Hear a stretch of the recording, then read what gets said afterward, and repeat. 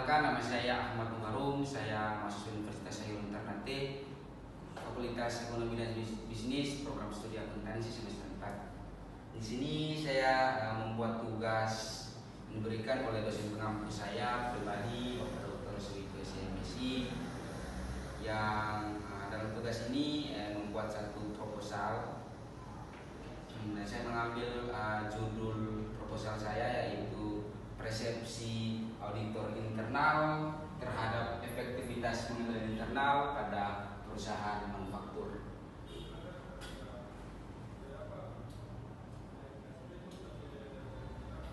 Oke, jadi peran audit internal menurut Sauer tahun 2012, audit internal membantu manajemen dalam mengevaluasi dan meningkatkan efektivitas pengendalian manajemen risiko dan tata kelola.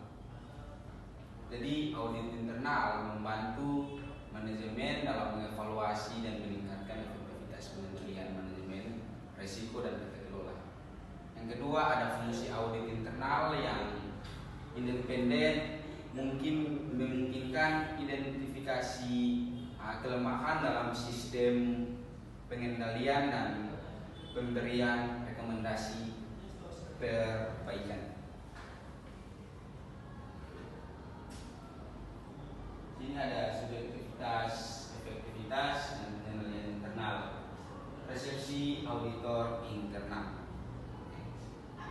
Jadi efektivitas pengendalian internal sering bergantung pada persepsi auditor internal. Persepsi auditor dipengaruhi oleh faktor-faktor seperti pengalaman, budaya, organisasi, komunikasi dengan manajemen dan struktur organisasi.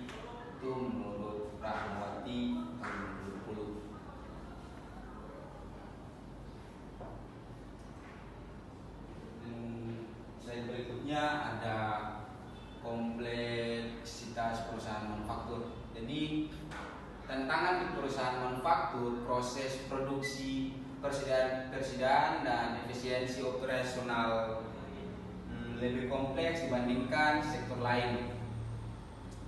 Pengendalian internal di perusahaan manufaktur memerlukan pemahaman mendalam agar evaluasi sistem pengendalian efektivitas menurut PESO 2011. Slide berikutnya ada pembahasannya peran auditor internal dalam praktik.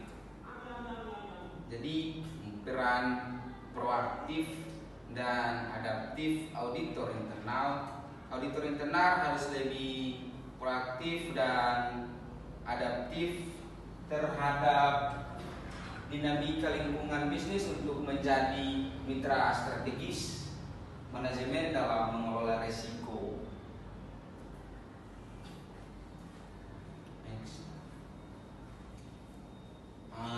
Sini ada kita masuk ke tujuan penelitian.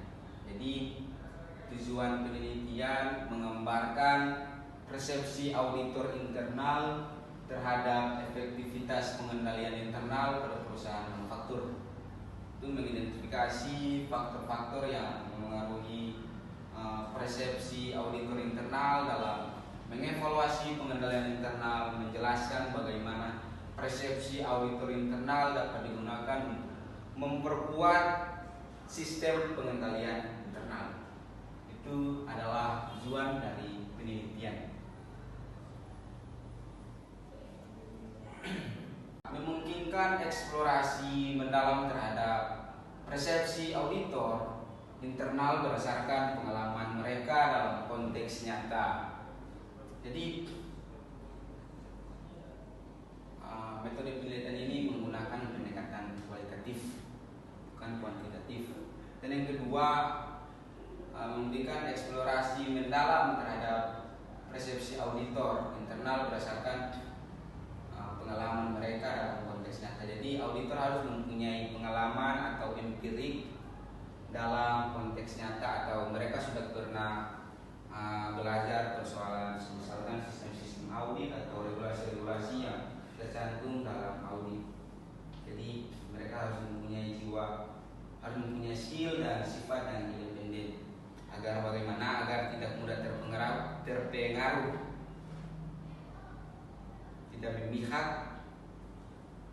Mungkin lanjut, kita masuk ke subjek dan lokasi penelitian. Subjek penelitian auditor internal yang bekerja di perusahaan manufaktur di wilayah Jawa Barat. Lokasi penelitian, lokasi dipilih berdasarkan eksibilitas dan kesediaan perusahaan untuk bekerja sama. Jadi auditor internal yang bekerja di perusahaan manufaktur di wilayah Jawa Barat. Lokasi dipilih berdasarkan eksibilitas dan kesediaan perusahaan untuk bekerja sama. Jadi si pihak perusahaan, misalkan manajer atau CEO yang berada dalam perusahaan, menjadi kepala perusahaan atau pangkat tertinggi, mereka harus berkompromi dengan para auditor agar bagaimana bisa mencapai tujuan bersama dalam auditor, mengelola atau mengevaluasi atau memeriksa seluruh transaksi atau laporan-laporan keuangan atau data keuangan yang sudah catat atau sudah dikelompokkan oleh seorang akuntan, dan auditor memeriksa apakah ini sesuai tidak dengan finansial yang dikeluarkan, lalu apa yang dikerjakan. Mungkin itu.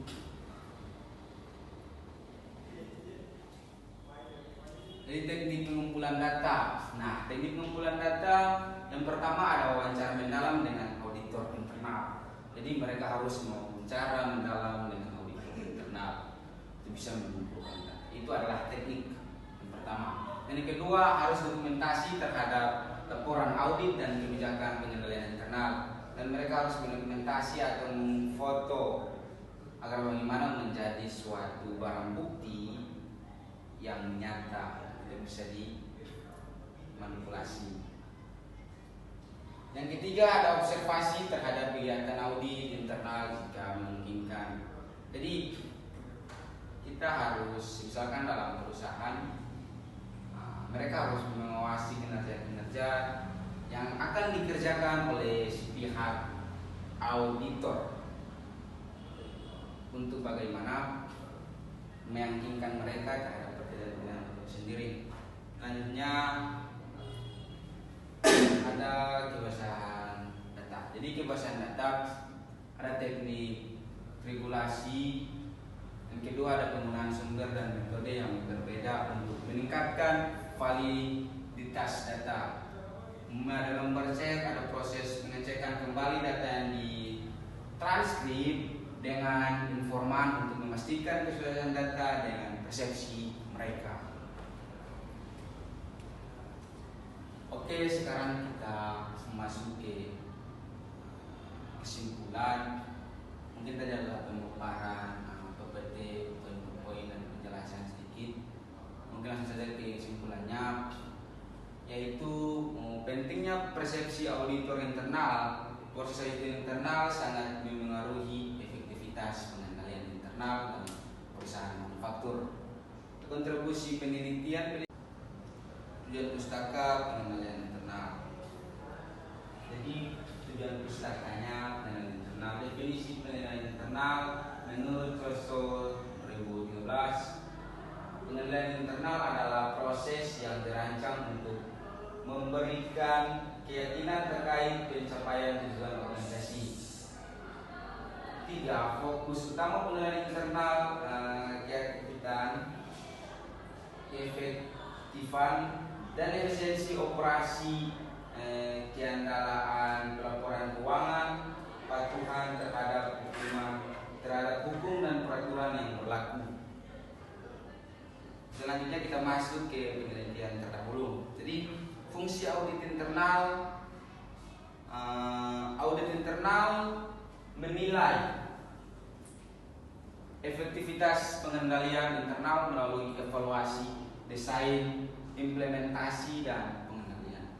Jadi fungsi dari audit internal adalah untuk menilai efektivitas atau efek yang terjadi dan pengendalian internal melalui evaluasi, desain, dan implementasi atau penerapan terkait tentang pengendalian itu sendiri. Berikutnya memberikan rekomendasi untuk perbaikan jika ditemukan kelemahan dalam sistem pengendalian internal. Jadi fungsinya juga yang kedua untuk memberikan rekomendasi untuk memperbaikan atau merenovasi jika ditemukan kelemahan dalam sistem pengendalian internal, mengupgrade. Selanjutnya ada metode penelitian. Jadi metode penelitian ini pendekatan penelitian menggunakan pendekatan kualitatif dengan metode studi kasus, memungkinkan eksplorasi mendalam terhadap persepsi auditor internal berdasarkan pengalaman mereka dalam konteks nyata.